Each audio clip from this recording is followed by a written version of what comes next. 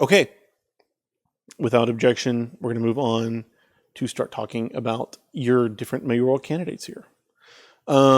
You have 5 different people that are going to be on your ballot running for mayor. Randy Feldschau, who was formerly a currently right now is, but is not seeking re-election for a council member at large on the city council. He's running for mayor. If he loses this, he won't be on city council anymore. That's unfortunate. Robin Mouton was mayor for one term, the term before this current one. Roy West, but before she was mayor, she was a city council member for Ward 4. Roy West has not held a position of public office until he was elected mayor. He is currently our mayor right now. Chris Jones has also never held elected office, but has run for mayor a couple of times now. Jude Paredez also has never held public office, but has run for mayor a couple of times now. So we're going to talk about each one of these candidates for mayor. But before we can talk about these different candidates for mayor, we have to talk about my man, Kenneth Williams. Kenneth Williams is the current city manager of Beaumont. Kenneth Williams was hired under Robin Mouton's leadership to be our city's city manager. If you're not familiar with the way that the authority structured hierarchy of our city works, city council, while they do have authority over the city, does not tend to the day-to-day operations of the city, and does not facilitate even like big picture work towards like creating budgets or investigating candidates for police chief. The person who tends to the day-to-day operation of our city, who oversees the administration of water bills and trash collection and the firefighters and the police and every other thing that happens in our city. The person who oversees all of that is this man, Kenneth Williams, not the city council. City council, Kenneth Williams does serve underneath the authority of city council, and city council is technically in charge of what Kenneth Williams does. But because Kenneth Williams is acting on a day-to-day basis, he has a very high level of authority over what happens in our city. And city council more steers Kenneth Williams in what direction they want him to go. So like lots of people on city council are like business owners, or people who like have other jobs. City council is really just a part-time position. And so they can't be expected to put together city budgets or go and look for nominees for police chief. That is what Kenneth Williams does. So Kenneth Williams has an enormous amount of power in our city. He has an enormous amount of administrative power in our city. He has the ability to, facilitate whether or not our policies in our city lead towards economic development or economic stagnation, or whether or not crime rates in our city are whether or not crimes are like effectively seen to, or whether or not the police department or the fire department is not managed correctly, and so people are not as adequately protected. All of these things are things that Kenneth Williams has authority over, and so his position should not be treated lightly. Kenneth Williams is not an elected official. Kenneth Williams does not get elected by the people. He gets hired by the city council. We had a previous city manager who was the city manager for a very long time, and he retired. So the city council, under Robin Mouton's leadership, started looking for a new city manager. Kenneth Williams is the person that they found from like a suburb, basically, of Austin called Buda. And they thought that he did a really good job being the city manager in Buda, and so they hired him to come and be the city manager here in Beaumont. In my opinion, Kenneth Williams has done a very not great job facilitating the administration of our city. for a lot of different reasons, which we're going to talk about here. But because I've been so frustrated by the way that Kenneth Williams' administration has happened, whether or not a city leader has been supportive or antagonistic towards Kenneth Williams is going to weigh heavily upon my decision to vote or not vote for a given candidate for a position of city leadership. So you're going to see pretty much on every candidate in this election guide some note on whether or not that candidate has been supportive of or antagonistic towards the leadership of Kenneth Williams. It might sound kind of crazy to let that influence my decision so strongly, but we're about to get into some of the details of why Kenneth Williams has been kind of not the most awesome city manager.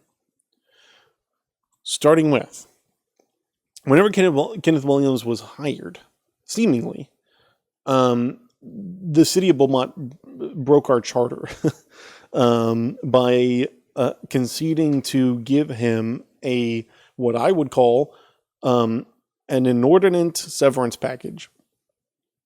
The city manager, according to the city charter, is supposed to be hired and fired at will, and so even though we are firing him, he would still be on the payroll, and we would still be paying him for a year after he was fired, which giving him the severance package seems to go beyond the scope of what the city charter has in mind for the role of city manager.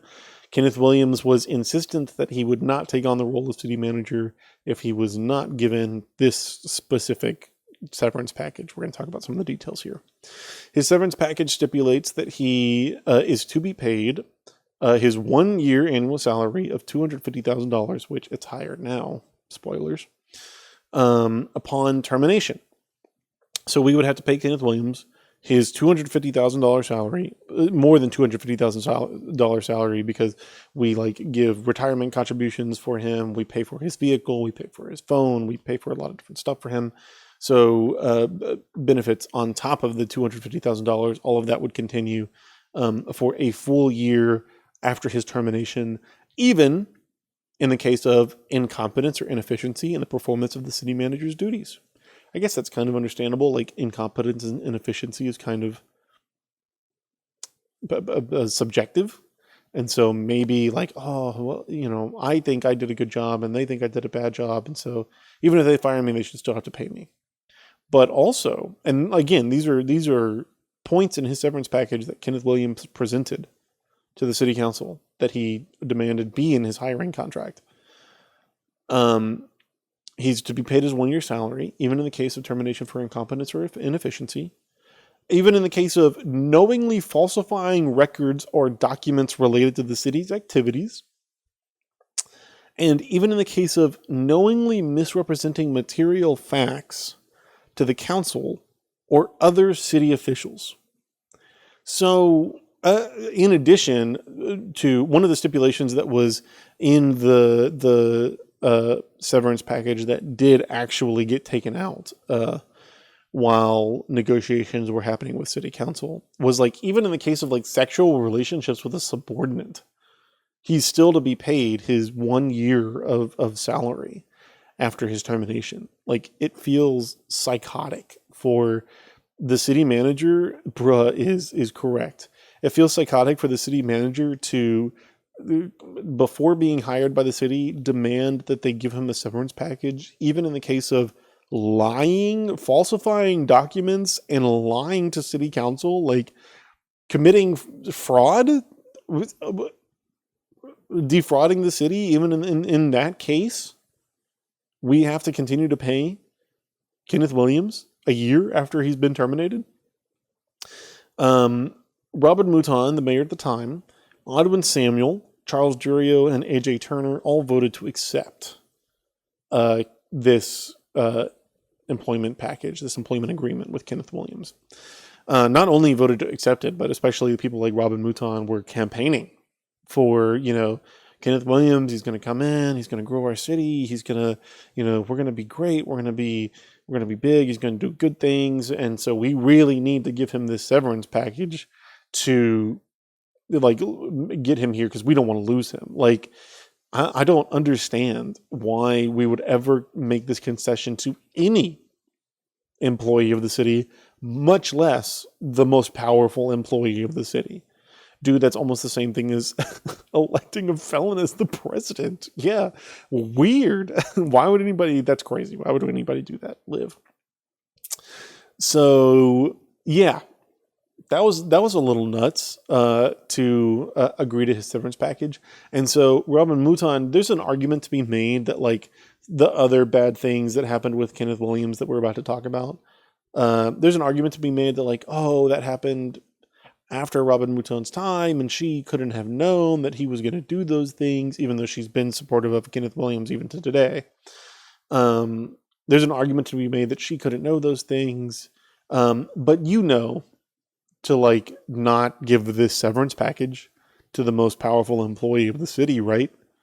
Like, I don't know, that like just the idea that a leader of the city thought that it was appropriate to give the severance package to the city manager feels not great.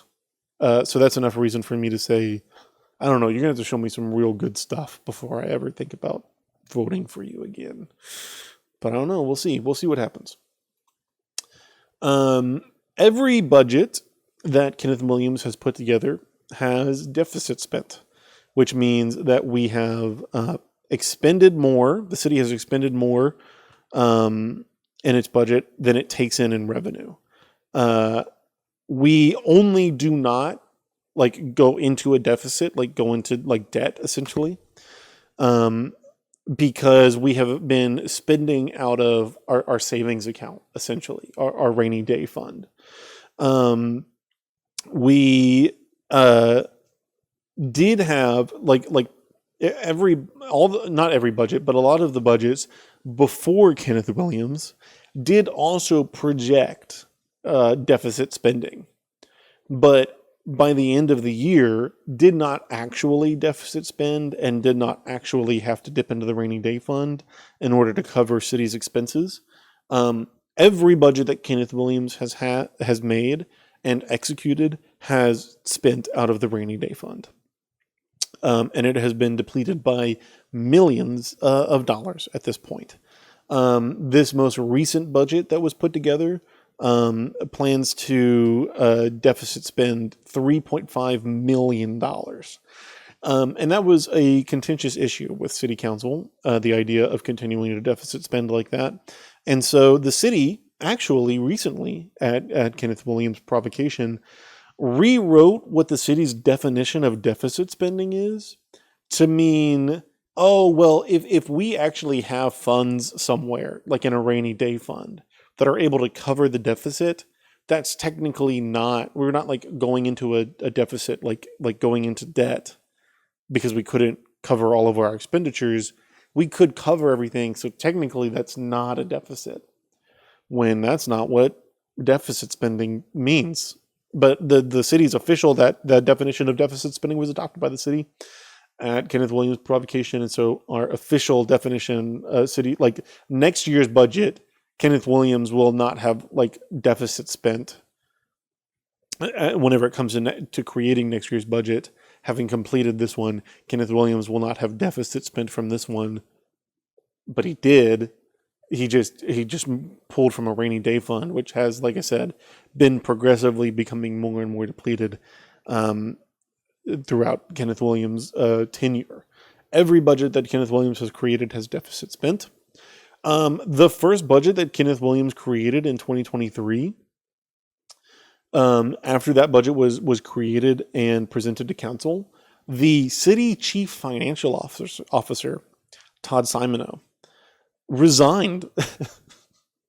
He quit after working with the city for 18 years and being only 2 years away from retirement. He quit after creating Williams' first budget. In a public letter, Simoneau said, "During the most recent budget process, I raised financial concerns about the proposed budget and feel that those concerns were not fully addressed. in the final budget that was submitted to the council, and those concerns could adversely affect the future financial condition of the city. That sounds bad. That doesn't seem great, right? Right? For the CFO to quit after just a little. For the CFO to quit after the creation of your first budget, saying that it could lead to future financial, may adversely affect the future financial condition of the city, seems not great. Page 1, and just as an example of the way that these budgets have been created in Kenneth Williams' time, on page 1 of the most recent budget for 2025, the budget that was proposed in September 2024, the first page started by underreporting collected tax revenue from 2023 by $40 million. $40 million error on the first page, my guy? What are you doing? Not only did it start off with a $40 million error, but it was full of ridiculous errors. The budget had to be amended and re-presented to the city council multiple times.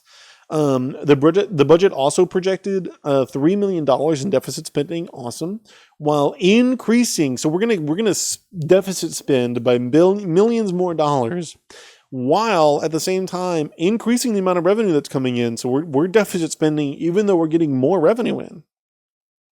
We're increasing the amount of revenue that's coming in by increasing water rates by 4% and sewer rates by 8%. We also increased tax collection rates as well. The budget also decreased the fire department's budget by $2 million. Okay, in the middle of creating this budget, Kenneth Williams was in the middle of contracting negotiations. Actually, no. The contract negotiations had not yet begun. They started the month after. But in the middle of right before he started creating this budget, he was about to be in contract negotiations, knew that he was about to be in contract negotiations with the fire department union, and knew that they wanted increased raises and wanted to hire more people. And so why he would not allocate for that extra spending instead of cutting the fire department's budget by $2 million is beyond me. It's almost like he just doesn't want to spend that money and is using his authority in creating this budget to pressure firefighters and make firefighters look bad. Like in the future, yo, hey Cameron, sound effects are off for the election stream. Sorry, buddy. It's almost like he's trying to pressure people into either conceding to his stipulations in negotiations or looking bad because like the next budget will go over budget because we underfunded the fire department by $2 million in this previous one. Like I said, not only are there insane things in this budget, but it's just full of errors and full of mistakes. And had to be represented to council multiple times.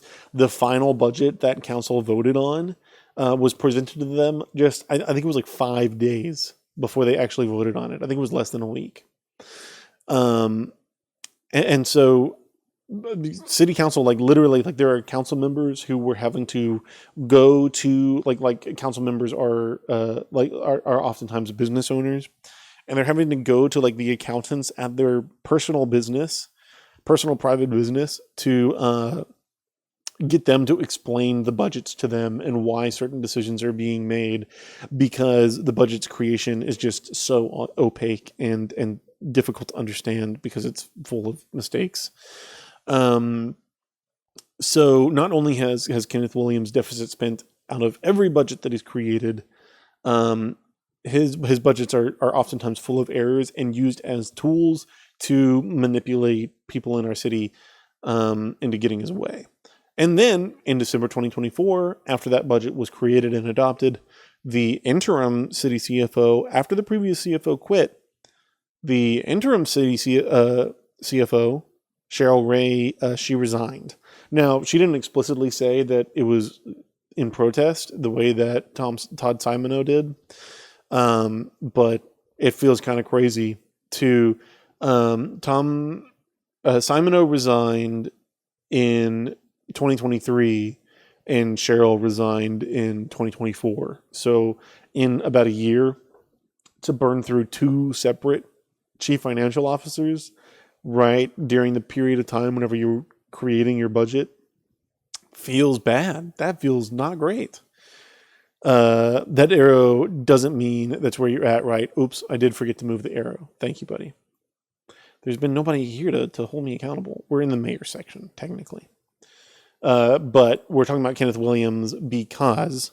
No way, you're still at the first point. We are at the second point. We're talking about Kenneth Williams because... oh boy, the second point. We're talking about Kenneth Williams because a city leader's either antagonism or support for him is going to heavily weigh whether or not I lean towards supporting those candidates. Anyways, deficit spent out of every budget that is created, burned through two chief financial officers in a year, and now we don't have a chief financial officer. We just didn't appoint a new one. One of the assistant city managers is taking on. Oh yeah, that's another thing. We have two assistant city managers now. I think the previous guy didn't even have one, but he at the very least I know didn't have two. And collected all together, we're paying the senior administration of the city $1 million a year in salary.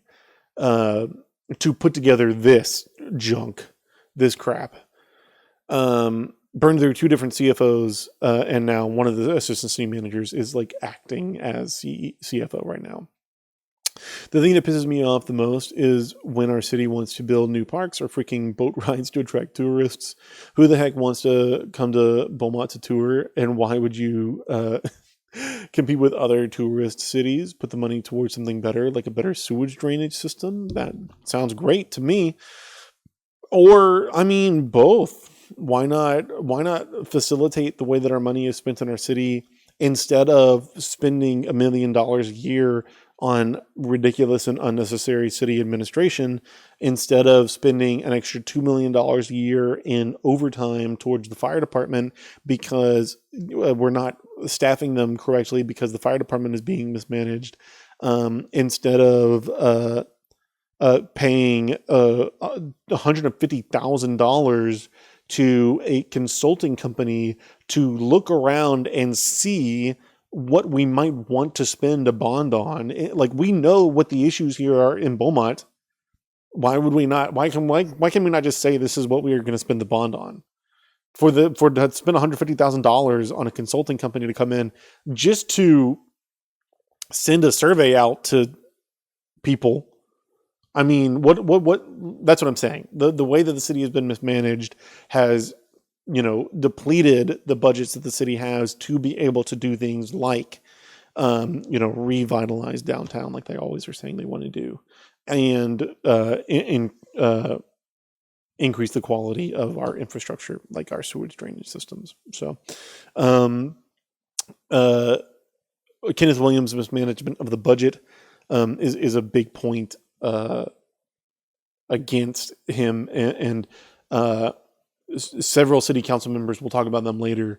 There are some city council members that have voted against these budgets and opposed to them. Some city council members that have just blatantly, completely gone along with these budgets and been like, actually, this is fine.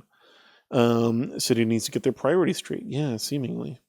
But the biggest issue with Kenneth Williams is all the drama with the firefighters. So we're going to go through that entire story. The Beaumont Firefighters Union, the Beaumont Firefighters Union, their contract expired in October of 2024. They have to negotiate a new contract with the city so that they can seamlessly move from one contract to the next and continue to serve the city under a contract that does right by the workers who are putting their life and limb and safety on the line to protect and help Beaumont citizens, especially Beaumont's most needy and vulnerable citizens. Firefighters are awesome, and firefighters are like the front line of maintaining the quality of Beaumont's public safety. And so getting them a contract that adequately provides their needs sounds like a good idea. They needed to sign a new contract before their contract expired in October 2024. So the head of the union, Jeffrey Neeson, he reached out to Kenneth Williams in September 2023, more than a full year early, before the contract expired. Reached out to Kenneth Williams in 2023 after multiple attempts to contact the city manager. Neeson didn't hear back from Williams until February of 2024. Months later, like 4 months later, did Neeson finally hear back from Kenneth Williams, and Kenneth Williams started kind of talking about, oh yeah, we can set a date to start negotiating around this time. A date to start negotiating was tentatively set, but Williams pushed it back multiple times until suspending the meeting indefinitely in July of 2024. Remember, their contract expires in October of 2024. He's now put them off for more than 6 months to even set up the first meeting to start negotiating the contract. And it looks like, we'll make this point in a minute. He's been putting them off for months now. The union finally got its first meeting to start negotiating with Williams on October 7th, 2024, a week after the union's contract expired. Due to an evergreen policy in the union's contract, they have to work until September 2025 under the terms of the previous contract. So now the city agreed to negotiate a new contract by October 2024. They broke that agreement and have not successfully negotiated a new contract, have not even started to negotiate a new contract. They finally get their first meeting a week after the contract expired. All this time, the firefighters are 19 employees short, and so having to spend overtime to cover all of the different shifts to handle the various different needs of people in our city. And they need to renegotiate. Specifically, one of the things that they want to renegotiate is the way that new firefighters are hired and incentives for hiring new firefighters, so that they can make it easy to fill these 19 positions that they need to fill, so that they can stop spending overtime. All this time, the firefighters have been spending overtime, causing the city to go over budget, when we could have just negotiated this contract way sooner and stopped spending overtime this way. But the city's going to have to pay more if the firefighters successfully negotiate their raises, which is one of the things that they're negotiating for, and successfully negotiate increased staffing, which is one of the things that they're negotiating for. The city will have to pay more for firefighters.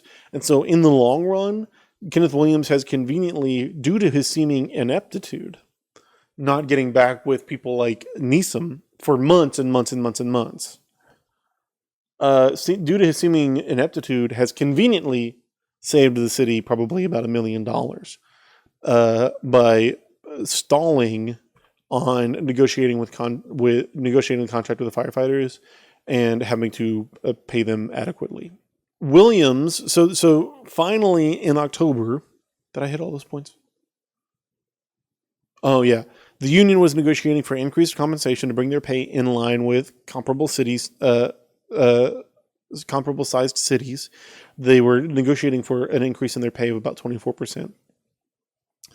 They were negotiating for changing the hiring requirements and greater hiring incentives, and full integration of EMS employees as civil servants. That's another thing that happened.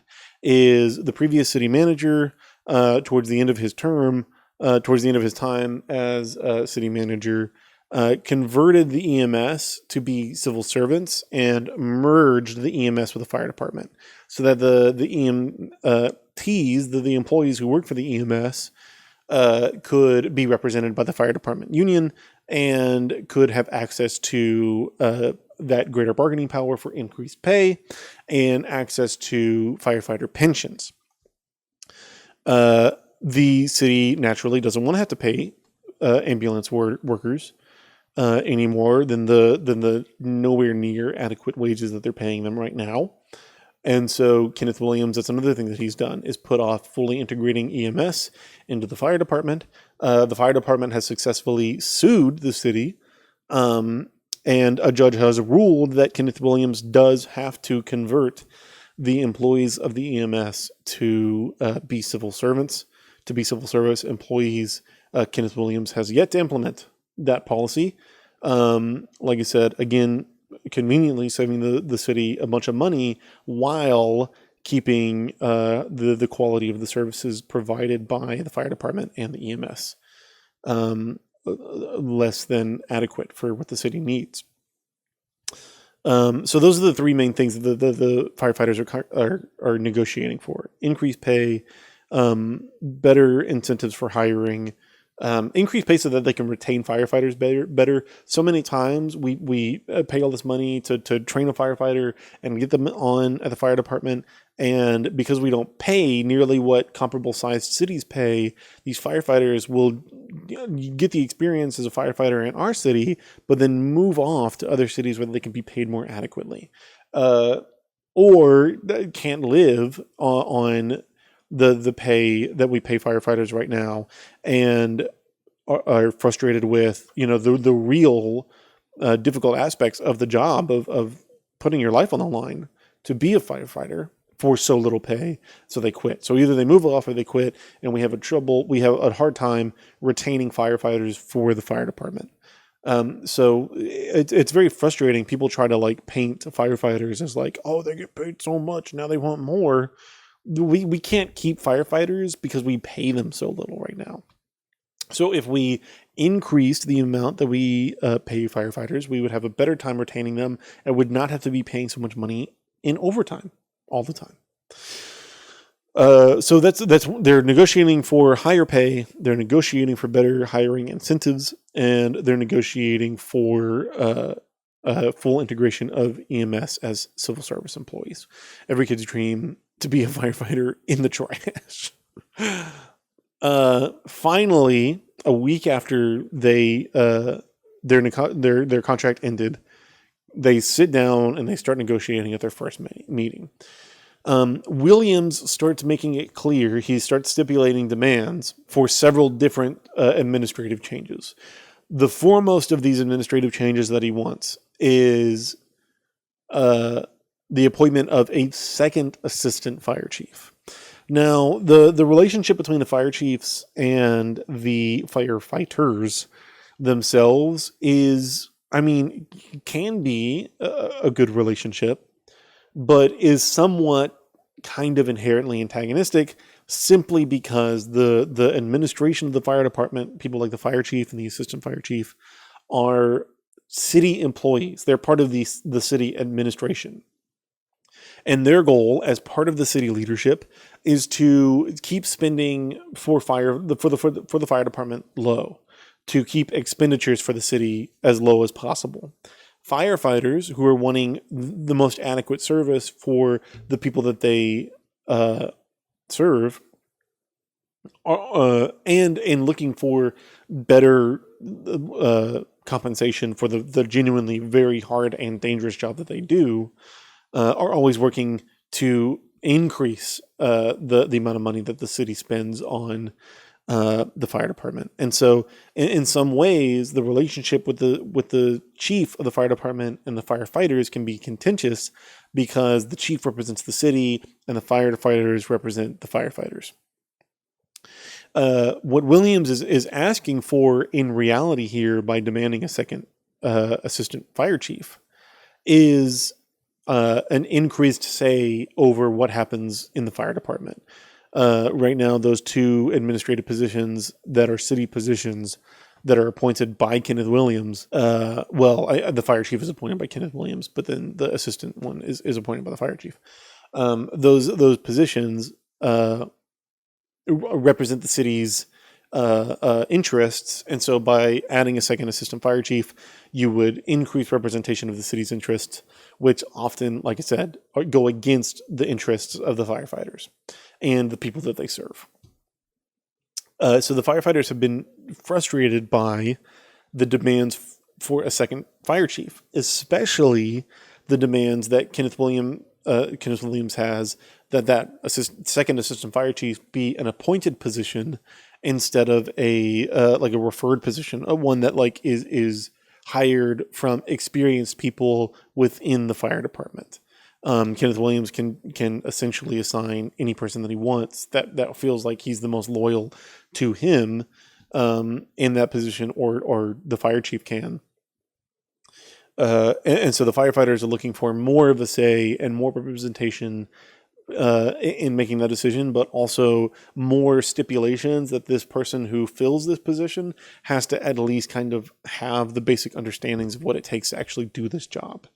By kind of rising up through the ranks. The firefighter union members were, at the time, and have been frustrated with fire department leadership for all the reasons that I've been talking about, but also because Earl White, who is the fire chief right now, has, like I said, really been working for the city's interests at the expense of the fire department's interests, at the expense of the firefighters' interests. And the firefighters have been frustrated with Earl Williams for a lot of different things. The administration has kind of worked to downplay the amount of hiring that needs to be done. They also feel like there's not any transparency between the fire chief and the firefighters. There's a bunch of different issues that they have. And so in February of 2025, by an overwhelming 85% of the vote, the union declared a vote of no confidence in Fire Chief Earl White and Assistant Chief Chris Singler, which is indicative of the idea that they are distrusting of the administration right now, and Kenneth Williams, in the middle of this negotiation, is demanding that they increase the size of that administration and increase the scope of that administration's authority. So naturally, the majority of the union objected to the appointment of an additional administrative position, tying up further funding and staff in admin. In January of this year, the union tentatively agreed to present a proposed contract to its membership for approval, having made several concessions, including a smaller pay increase. I don't think the number is public. I haven't been able to find it. But in negotiations, I'm pretty sure the number that was talked about, that the city proposed in negotiations, was a 16% pay increase.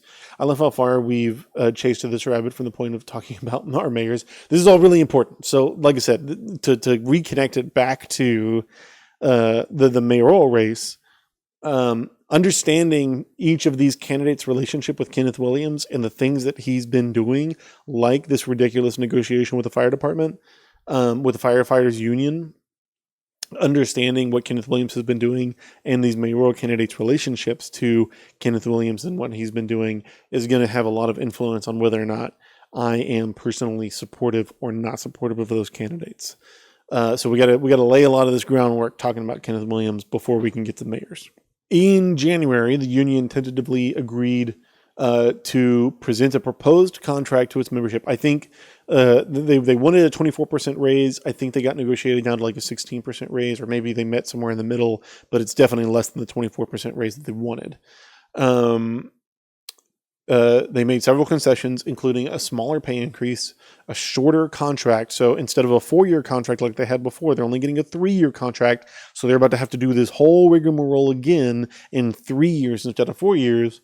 And they conceded to the stipulation of appointing a second assistant chief. But the firefighters have to vote to approve this contract before it can be adopted by the city and the fire department. So the contract has to be presented to the members of the firefighter union to vote on. And on February 28th, the contract was presented to them, and 94% of the union voted to reject the proposed contract. 94%. This is not like a controversial issue where like, oh, just a few people are whipping people up, and that's why some of the people in the fire department are against this. By almost unanimous consent, the fire department said, "Are you crazy? We're not adopting this contract." Their reasons for doing so included objections to the stipulation of an appointed second assistant chief. Like I said, they don't really feel like they need a second assistant chief. Kenneth Williams' reasoning is that if we're going to merge the fire department and EMS, that's a lot more administration that has to happen, and so you need a second assistant chief. The fire department has kind of conceded to that reasoning and been like, okay, fine, I guess we can have the second assistant chief if you're really insistent upon that, but we don't want him to be an appointed position. We want him to earn his spot there. But the contract, but the union reps in negotiating with Kenneth Williams made concessions and included an appointed second assistant fire chief in the contract, and that apparently was a large reason why the firefighters so unanimously voted to reject that contract. They objected to the second appointed assistant chief. Merging them would make sense because they're basically the same thing, but it's still a hassle to go through the merging. It's frustrating because it's already happened. This process of merging the two was set in motion before Kenneth Williams was even hired and should have been done a long time ago. This has been so much more of a hassle because Kenneth Williams has actively fought the merging and has actively fought converting EMS employees to be civil service employees. Just to the point where the fire union had to, like I said, sue the city, and a judge had to rule, no, you have to make EMS employees civil service employees. It had to get to that point before finally now we're actually talking about merging the two. And so it is a hassle, but it's been way more of a hassle and taken way longer because of Kenneth Williams' management.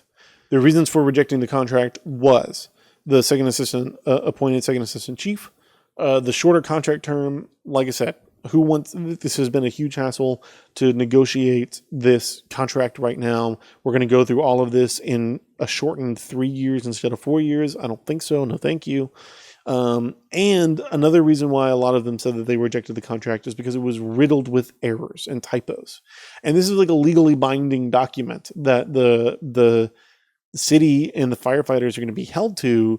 The fact that it has so many mistakes in it lends especially people who are signing this contract to believe what mistake is going to be in here that's going to entrap me later. If there's so many mistakes in this, how many more that I can see just immediately, how many more mistakes are there that I haven't been able to find yet? And so, like I said, just another reason you cannot have typos in a document like that.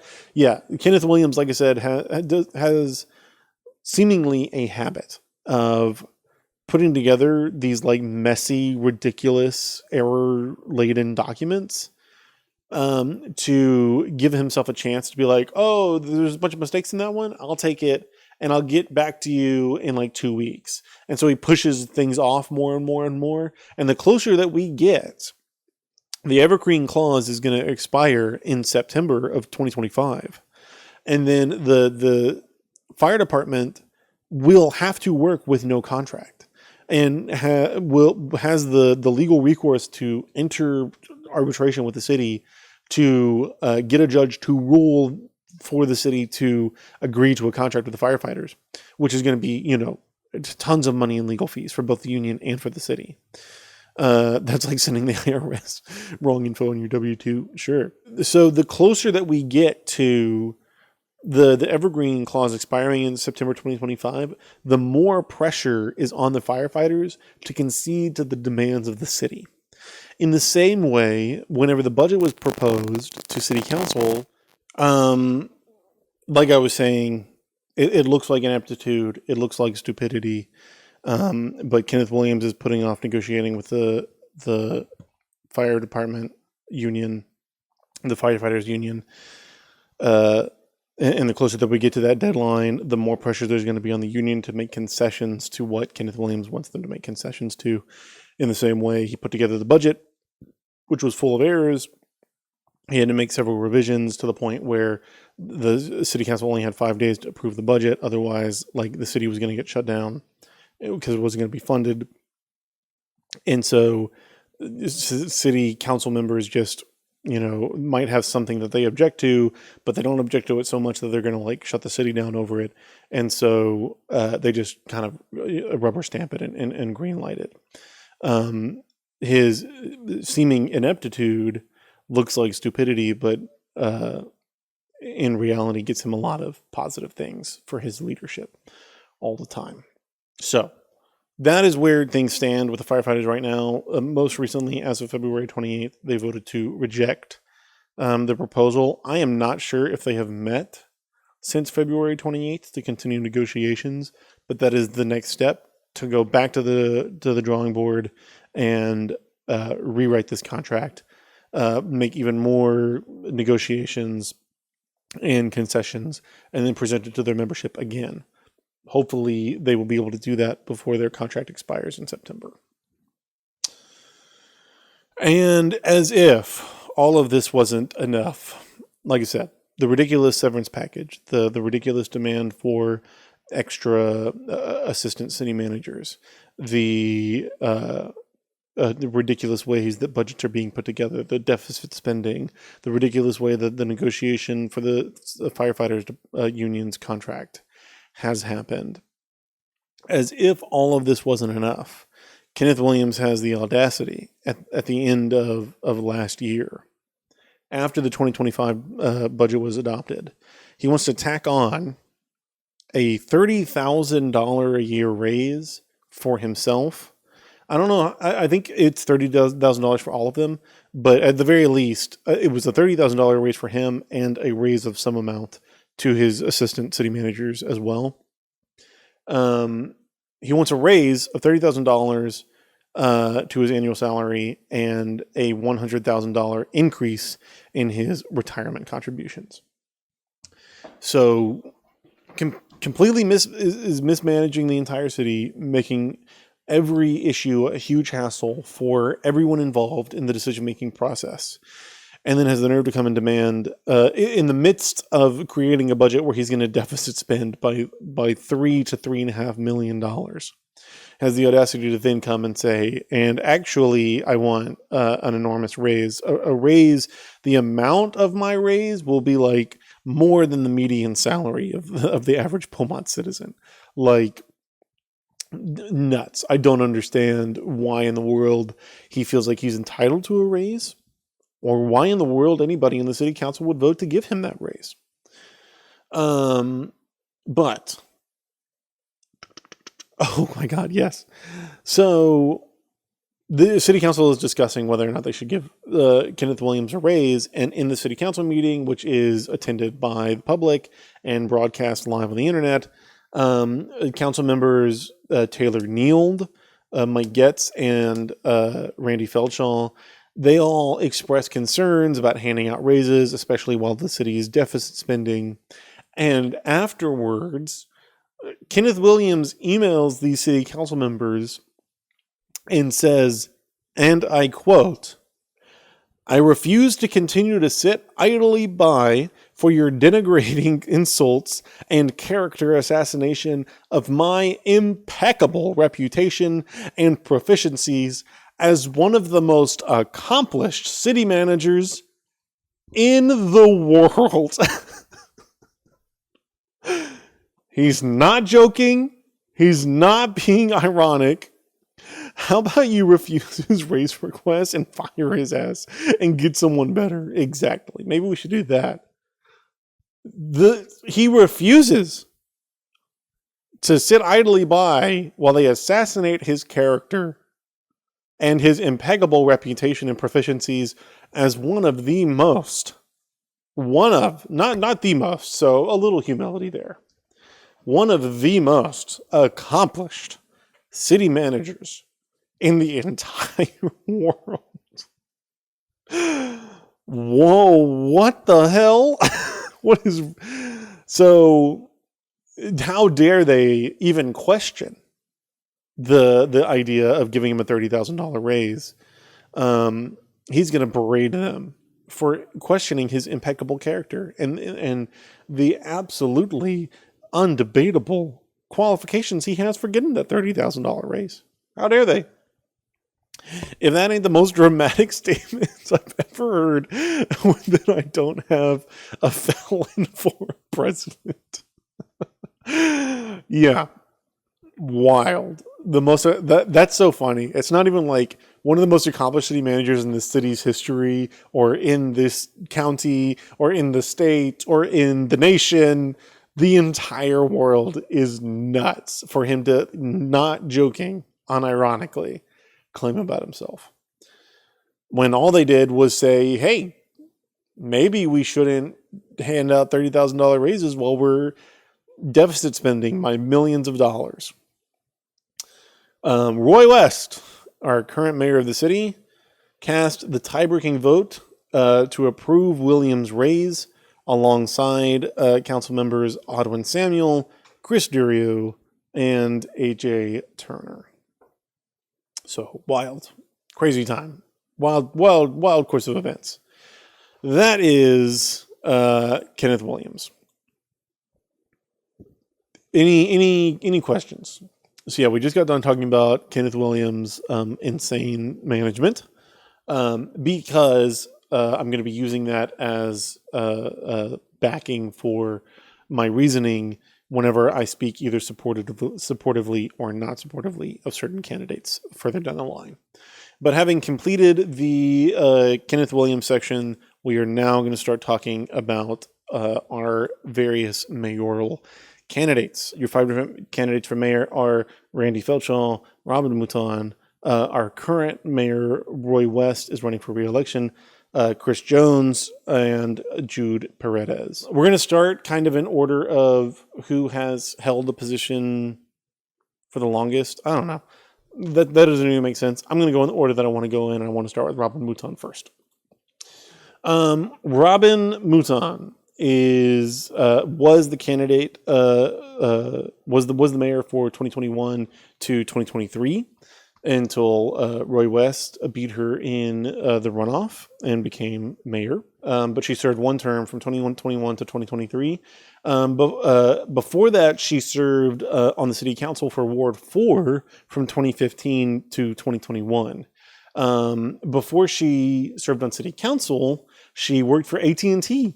That's exciting. For 32 years.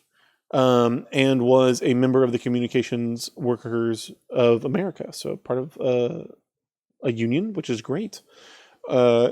Union members and union leaders, whenever they run for elected office, usually do a good job of doing right by unions and working class people who are part of unions. She voted to hire Kenneth Williams, which is the real big vote mark against her. All of the insanity that started happening with the firefighters happened after her tenure. Another stipulation that we're going to be talking about for each one of these candidates is whether or not they are endorsed by the firefighters union, and Robin Mouton is not endorsed by the firefighters union. Robin Mouton, Randy Feldschau is the mayoral candidate that is endorsed by the firefighters union.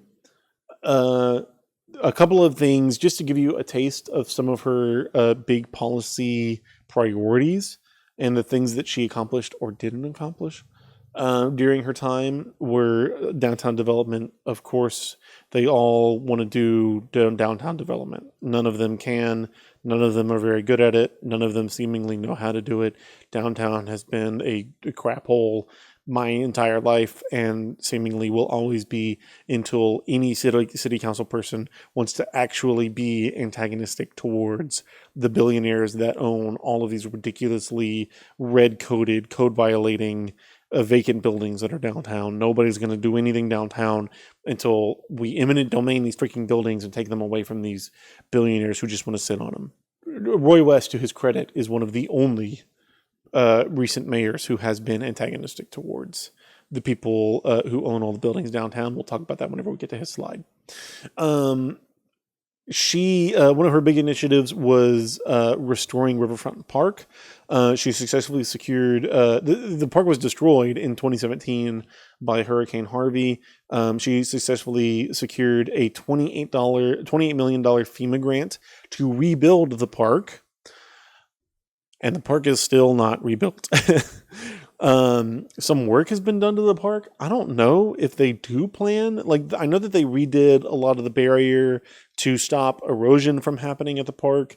I know that work has been done there, but the park is still not opened, and I have not been able to find anywhere where there's a projected date for the park to be able to, $28 FEMA grant would be so funny. Yeah. I've not been able to find anything where they're even planning to reopen the park. What happened to that $28 million? I don't know. $28 million is a lot to redevelop a park. And it's taken, what, 3 years to make any substantial progress in reopening it? So that's the point where I would say, you talk about wanting to develop downtown. One of the things that is the easiest thing to do, that the city has the most level of like direct authority over, the capacity to be able to build a park that you got money dropped in your lap for. We can't even do that. Can't even do that under Robin Mouton's leadership, apparently. However, one of the big she did increase funding towards infrastructure, and in funding towards infrastructure and infrastructure successes are often really thankless kind of accomplishments because they're not very well seen. You only really notice infrastructure whenever it's not working, and so whenever it is working or working better, oftentimes those accomplishments get unnoticed. And certainly Robin Mouton made several infrastructure accomplishments during her time, but kind of one of the most noteworthy is they started this new chlorine dioxide treatment program at the water plant to combat the issue of discolored tap water. If you remember, brown tap water was a big problem, especially in like the north and the south end of Beaumont. And it still kind of is a problem in the north and the south end of Beaumont, but it's certainly not a problem like it used to be, because we're working to treat the water to make sure that it's not discolored anymore. Downtown is done for. It's a literal graveyard and not the place you want to have your evening strolls at, certainly. And that's a very frustrating issue because it doesn't have to be that way. And there's a lot of value to be reclaimed downtown if the city would just be brave enough to actually be antagonistic towards the billionaires that are sitting on all of those highly potentially valuable downtown properties. We can eminent domain those properties and pay the going market rate for that property, and the city can spend money. Like if we're talking about taking out a bond, let's do that. Let's spend money on getting these properties and actually revitalizing them and refurbishing them to make high quality, low income housing, to make good city services downtown that people are going to avail themselves of. Zoran Mamdani is a mayoral candidate in New York who I really like a lot. If you haven't followed any of Zoran's campaign, I highly suggest you go and you look him up. But one of his like flagship policies in New York is the city creating publicly funded grocery stores, where the city would essentially operate a nonprofit grocery store because it would be publicly funded. It wouldn't have an incentive to make a profit. It would essentially be a nonprofit grocery store that would buy goods at wholesale and pass those savings on to consumers. And so estimates are that like groceries at city operated grocery stores could be as much as like a quarter to half as cheap as competing grocery items at privately owned grocery stores. And so whenever you are able to make those prices at grocery stores cheaper and people avail themselves of city grocery stores more than privately owned grocery stores, you also exert pressure on locally owned you also exert exert pressure on local privately owned grocery stores to lower their prices to be more competitive with the publicly owned grocery store.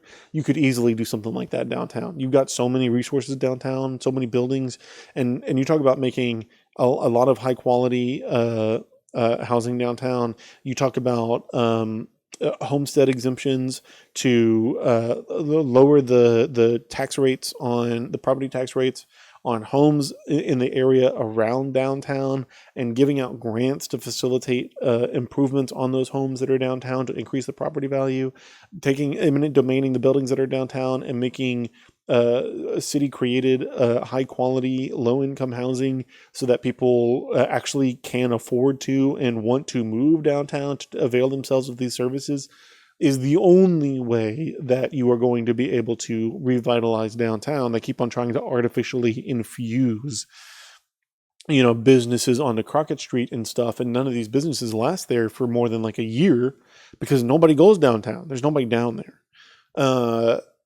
Or the people who are down there are so low income that they're not about to be going to the freaking grill. So it just is a situation that's not going to get fixed until these candidates want to actually get serious with business owners in Beaumont, and they just ain't. So that, which is an unfortunate reality. Eggs ain't the same price they used to be. That is true. I still remember Ascend watching the last mayoral candidate town hall where West said the only brown water he wants from his tap is sweet tea. Yeah, that was nuts. I know what it's like to operate with a locally privately owned grocery store, I guess, with non-competitive pricing. Yeah, certainly. I mean, like I said, grocer. Gotcha. Yeah, and if you have a privately run grocery store, which is not what I'm like, nobody is even coming close to thinking about doing something like that in Beaumont. But if you had something like that, you could work to exert pressure on privately owned businesses in order to lower their prices as well, thus reducing the cost of living in Beaumont and helping citizens in Beaumont, which you would think city council candidates would want to be doing. But yeah, her infrastructure accomplishments are actual accomplishments, good things. And in 2022, the city approved the development agreement for the OCI Beaumont plant, a $1 billion industrial project, one of the largest investments the city had seen in years. So that's something great that happened under Robin Mouton's leadership. But like I said, in so many ways, city council is just here to rubber stamp and facilitate business that happens in Beaumont. The OCI was developing the plans to build this plant for like 10 years before Robin Mouton even got on the scene. So she gets to like take credit for that investment, but she didn't really do that. She's not the one like actively working to campaign to make it happen. And that's what I mean whenever I say like it's hard to use these points as any reason to vote against her or vote for her. A far more effective way of gauging the quality of candidates, in my opinion, is looking at the ways that they are antagonistic or supportive of administrative management in our city, and ways that they are protective of working class people in our city, and working class people's safety and security in our city. Moving on to Roy West. Roy West is our current mayor right now. He served as a police officer for the Houston Police Department in the 80s. He founded Patriot Security and Roy West Team Home Loans in the 2000s. He was also like a radio host for a long time. Apparently that's like a big way that most people know him, is by listening to like local AM radio channels. And he was elected as mayor in 2023. He had never served public office before that point. And Roy West, to his credit, has actually done some things that are pretty okay. He worked to create a tax increment reinvestment zone around downtown. And what a TIRZ is in the state of Texas, we don't have income tax. We only have property tax, and everybody's property tax. You're not allowed to like take one zip code and raise their property taxes to a certain level and take another zip code and raise their property, like maybe even lower their property taxes to a certain level. Everybody has to be charged the same level of property tax. And those property taxes go into the general fund for the city to be spent on things that the city needs to spend money for.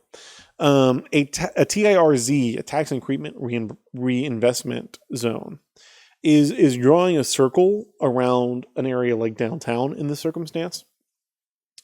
And you gauge how much taxes are paid on property, and you gauge what the appraisals of that property is inside the TIRZ for like a year, and then you create a baseline for this is like the baseline level of the value of everything inside the TIRZ.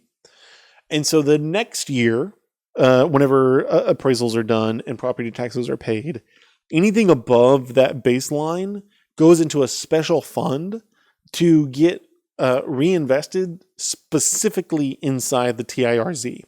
So like if you draw like a box around Ward 1 in the West End, and you make that a TIRZ, and all the other wards are not TIRZs, then like in Ward 2, property taxes will be collected, and all of the funds from those property taxes will go into the general fund to get spent on all of the other wards. Where, because Ward 1 is part of a TIRZ, the property taxes up to the baseline level that was created whenever the TIRZ was created, the property taxes up to that baseline level will be collected and will go into the general fund, but everything above that has to be respent back inside the TIRZ. So it's a good way of taking the growth that's happening in a certain area and creating kind of like a input cycle thing. I can't remember what it's called. Crap. I want to say self-fulfilling prophecy, but that's not what it is. But you get the idea. The more development happens inside the TIRZ, the more gets put into the TIRZ fund to go back into funding things inside the TIRZ. Feedback loop. Thank you. Funding things inside the TIRZ, which will then increase property appraisals, which will increase the amount of funds that go to the TIRZ again. And so it's a good way of like, you can make TIRZs, and the area around Beaumont is a low income area. You can make TIRZs around low income areas. You can work to create policies that incentivize investment in those low income areas. And they get the feedback loop created so that funds go back into the low income area to help improve infrastructure and facilities in that low income area, so that their money doesn't all go back into the general fund to maybe get spent somewhere else. Because the way that our taxes work in our state is stupid. And property taxes have to be a flat rate for everybody. You can't specifically try to lower taxes on low income people. You can create like exemptions, like homestead exemptions, for certain categories of people to help low income areas, or you can create like a TIRZ to help incentivize growth in a low income area. And Roy West and City Council, underneath Roy West's leadership, created a TIRZ around downtown. Why that wasn't done sooner than this, I don't know. All these people that are like, oh, downtown revitalization. Why have we waited so long to create a TIRZ? So that as we revitalize downtown, all that money can go back into building up downtown. I don't know. Anyways, so that's good. And he did do it. It's way too little, way too late. It's not going to accomplish. It's going to accomplish almost nothing. But it is the tiniest little fraction of a baby step in the right direction of kind of being antagonistic towards these billionaires who just want to sit on these properties downtown. He issued a vacant building ordinance for the downtown area. And so it means that people who own properties downtown, if their building is vacant, they have to register their building as vacant with a registry with the city council, which is conveniently not public. They have to register their building as vacant with the city council, and whenever they do so, they have to pay $600 to register their building as vacant. To a billionaire who can afford to buy an entire skyscraper downtown, $600 is like 6 cents. It's nothing. But every year that their building is vacant, half of the previous year's registration fee gets charged to the owner of the building. So, the first year it's $600, but by the next year, if your building is still vacant, it's $900. And by the next year, if your building is still vacant, I can't do that math quickly enough, but you get the point. $1,400, I think. I don't know. But it increases by 50% every year. Only up until you get to $20,000. In 10 years, you get up to $20,000. So this should have been done a long time ago. And the fees that are getting charged to these people, to a billionaire that can afford to buy an entire skyscraper, $20,000 a year is probably more than they want to pay, but it's like $20. It's nothing. Some of these buildings downtown are worth like $4 or $5 million. $20,000 a year, I guess that adds up, but that's only once it's been vacant for 10 years. And all you're doing is you're not incentivizing these people who are sitting on these buildings to sell the building to somebody who will actually develop them. And like these billionaires can create like shell companies and sell their building from one shell company to the next shell company and avoid this kind of fee. So it's dumb. It's nice. It is the smallest fraction of a baby step in the right direction. It's just not nearly enough. It's too little, too late. He, under his leadership, the Real-Time Crime Center came under operation. Like I said, this is something that was in the work for years before Roy West ever became mayor. But I guess he gets credit for it because it happened in the couple of years that he was mayor for. The Real-Time Crime Center is actually kind of really creepy. If you don't know what it is or that it is a thing, the police department now has a system where private businesses can register their cameras with the police department and give the police department remote access to their cameras, so that the police department can look through the cameras at anybody in the city doing anything. I don't know. It feels very Big Brother. It's very weird. I don't like it. And they talk about this, it's reducing crime. We stop so many crimes. And I don't know.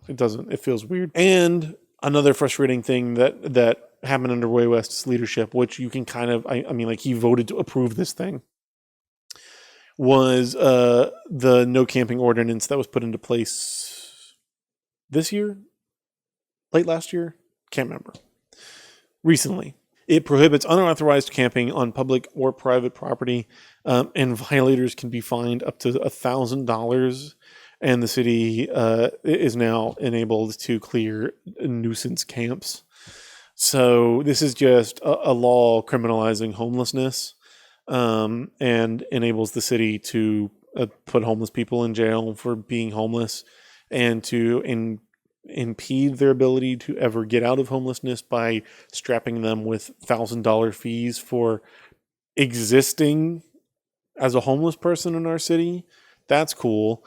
And all policies like this do is serve to force homeless people into hiding into more dangerous situations where they are not as easily capable of availing themselves of services that might be able to help them. And this is just not the way that you work to eliminate homelessness, especially in our city that struggles with homelessness. It's really frustrating. Oh shoot, I should have written this down. What's the? Shoot.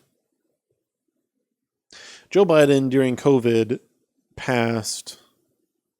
Joe Biden during, I can't remember the name of the bill. Joe Biden during COVID passed a huge bill that worked to tackle a lot of the issues surrounding COVID. One of those issues was homeless people on the streets were serving to be vectors of transmission for the disease.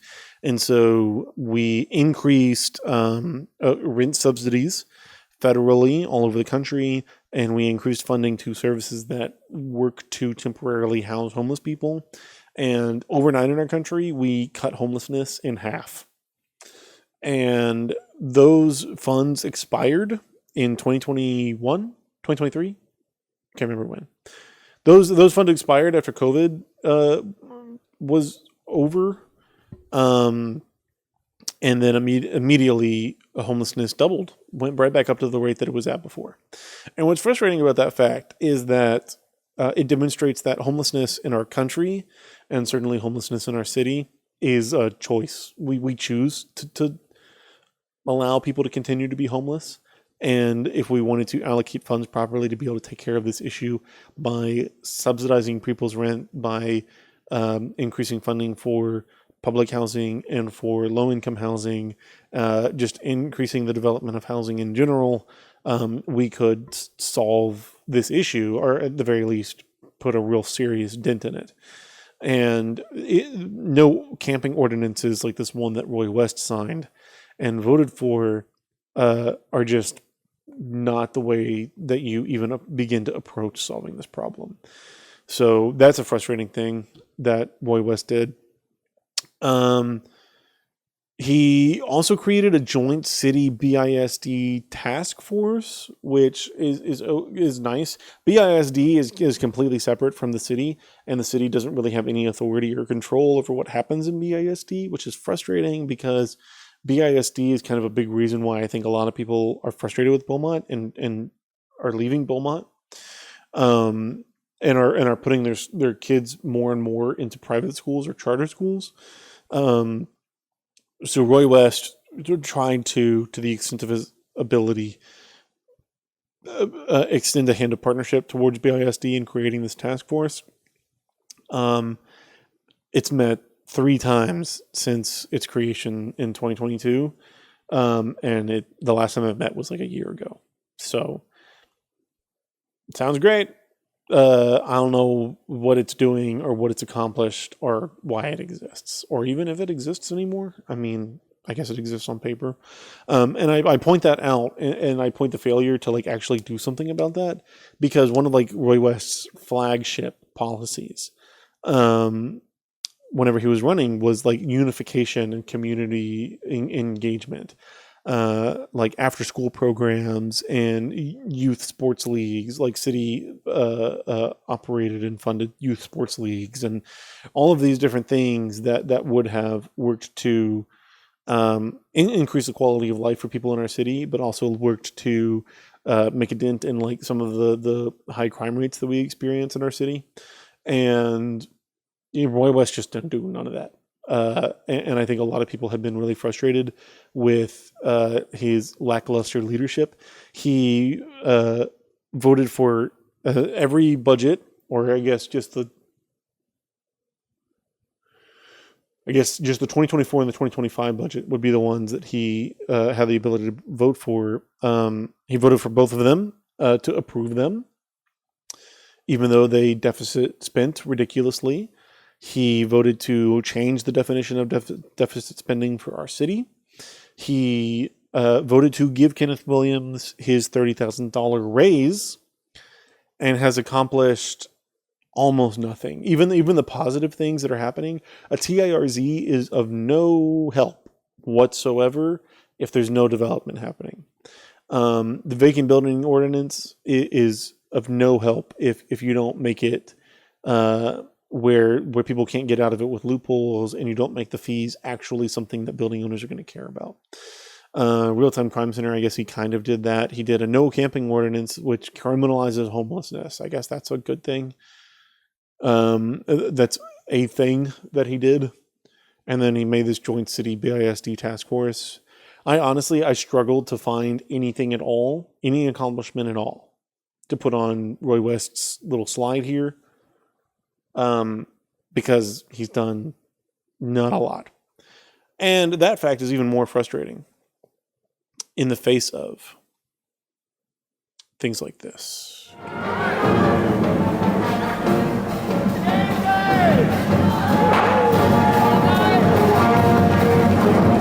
On the backs of Beaumont high schoolers, on a live stream that barely works, we spent tons of money on fireworks, on this whole event, just to talk about all the cool things that we might do by the year 2035. I am your team captain. I didn't mute that. The stream is just broken. Yeah, it's frustrating to see him have accomplished almost nothing. And then, have himself be carried to a stadium full of people that he paid for, with fireworks that he paid for, on the backs of high school students that he's done nothing for, on a live stream that barely works. Such a poignant analogy, I guess, for the way that the city of Beaumont operates. Trying to convince himself he's young. Yeah, exactly. He's not doing a very good job of it. This is some Tony Stark stuff right here. Yeah, the difference is Tony Stark is Iron Man. He does things. He actually does things that are helpful. And Roy West has done none of that. So I can't imagine. Well, I don't know why you should vote for him. But maybe you like criminalizing homelessness. So maybe that's a reason to vote for him. The next mayoral candidate is Randy Feldschau. Randy Feldschau has been a pastor for more than 40 years, and he has served as the senior pastor at One City Church, formerly known as Cathedral in the Pines, since 2005. He was elected council member at large in 2019. And there's just something real gross to me about a pastor feeling the need to incorporate himself into the leadership of the political leadership of the city. I feel like pastors probably should just be kind of inherently antagonistic towards a lot of what leadership in local cities is doing. I don't know. That's weird. The One City is a huge church with a lot of money, and that already is very weird. And then on top of that, to also be a public official is, I don't know, doesn't sit well with me personally very well. He voted for the implementation of the TARZ. I guess that's a positive thing. He voted for the vacant building ordinance, which again is kind of too little too late. And he was on city council while they were attempting to get Riverfront Park developed, and still have not been able to do that. So I guess that's a point in neither way. I don't know. He has, and to his credit, and this is a real thing, let pastors be pastors, and overpaid officials who do nothing be overpaid officials who do nothing. Exactly. This is a real vote in his favor, a real mark in his favor. He has voted against every budget that Kenneth Williams has proposed, and he voted against giving Kenneth Williams his raise. And I can't remember now that I didn't write it on the form, so I guess that he did vote to hire Kenneth Williams. But I think he might have not voted to hire Kenneth Williams. I can't remember. I don't know either way on that one. Sorry. But he has certainly resisted every budget that Kenneth Williams has put together and opposed giving Kenneth Williams a raise. That's better than the other two candidates that we've talked about so far. He is endorsed by the Beaumont Firefighters Union. That's a huge deal. And it's an important deal for candidates to be endorsed by the local firefighter union, not just because the firefighters are directly working for the municipal government, and therefore have close proximity to the way that leadership is happening, so that they can be in the know about what candidates maybe we should and shouldn't vote for. Not only is their endorsement useful for that reason, but their endorsement is also useful because we need high quality firefighters, and we need the city to concede to what the firefighters say is an appropriate level of funding to operate the fire department effectively. And whenever a firefighter endorses a candidate like Randy Feldschau, and Randy Feldschau goes around telling everybody, you should vote for me because the firefighters say that you should vote for me, that gives them leverage over him to be able to exert pressure if he should win once he's in office to say, hey, we endorsed you, and you ran around and told everybody that we endorsed you. And a large part of the reason why you got elected is because we endorsed you. You need to give us some concessions in these negotiations. I think that's an important thing for the fire department to be able to do, and an important thing for like unions locally to be able to do. We don't have very many very strong unions in Beaumont, in our local area, but that's why like union endorsement is a very good thing whenever candidates go around and use those union endorsements to get into positions of power. It then gives those unions the ability to leverage those candidates to make real concessions and write meaningful policies that actually benefit working class people in our country and in our city. So the fact that he's endorsed by the firefighters union is a big deal. I personally am probably going to be voting for Randy Feldschau almost exclusively because he opposed Kenneth Williams in the ways that he opposed him, and because he's endorsed by the firefighters. He was also on the city council whenever the chlorine dioxide treatment program started, so I guess that's positive. And he's endorsed by the firefighters. So he seems, nice. Fiscally kind of responsible. I'm weirded out by the fact that he's a pastor, and in his 6 years on the city council, I haven't seen him do anything that is terribly positive. But the firefighters have faith in him, and so I feel confident in voting for him. And he's opposed Kenneth Williams, and I will probably vote for him in the hope that he will continue to oppose what Kenneth Williams has been doing as our city administrator.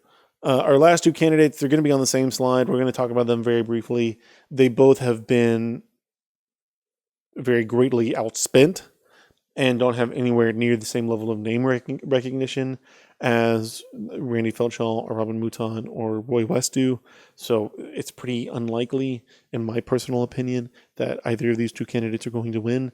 But if you're looking for like an anti-establishment candidate, maybe one of these is a good pick for you. The only detail I found about Jude Paredez, other than his name, is that he's a retired nurse, and then I got that detail from the Examiner. This is his Facebook page.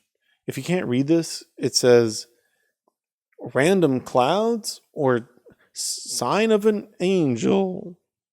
Why was there an attempt to scrub this photo from the internet? That is the only post on his Facebook page. It has one link. So I don't really know a lot about Jude Paredez, but maybe you're looking for the freshest, newest person and you like him. Chris Jones, James Darrell Eller, held the sledgehammer in front of City Hall, and that was his whole campaign last time. That's true. I forgot about James Darrell Eller Jr. One like says it all. So this is the last candidate is Chris Jones. If you're looking for somebody more anti-establishment that you know a little bit more about, maybe this is your guy. He's run for mayor several times in the past. He's the president of the Carlton Pollard Neighborhood Association. He ran for mayor 4 times from 2011 to 2017. He's back running for mayor now. He is a member of the Beaumont NAACP, and says that there aren't any grocery stores in this area. The Carlton Pollard area is like around downtown. There aren't any grocery stores in this area. We are proposing to the city of Beaumont to advance our area with a community garden and orchard.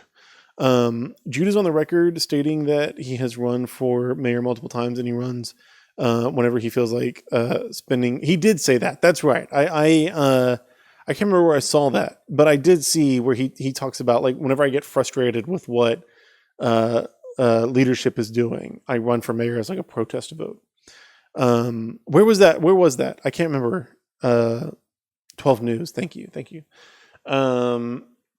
But yeah, Chris Jones, he on the ballot he's Chris Unk Jones, but on all of his campaign stuff he's Christopher Jones. So on the ballot you're going to see him as Chris Unk Jones. He's at least identifying a problem of like food deserts, which is a real thing all across the country, but especially like in the north and the south end of Beaumont, where the only real grocery store that within the south end have access to is like that HEB on College, and like that's it. So, and these are all of your mayoral candidates. Look at that. We've made it to the third point. How are we feeling, buddies? Got any questions, concerns, comments?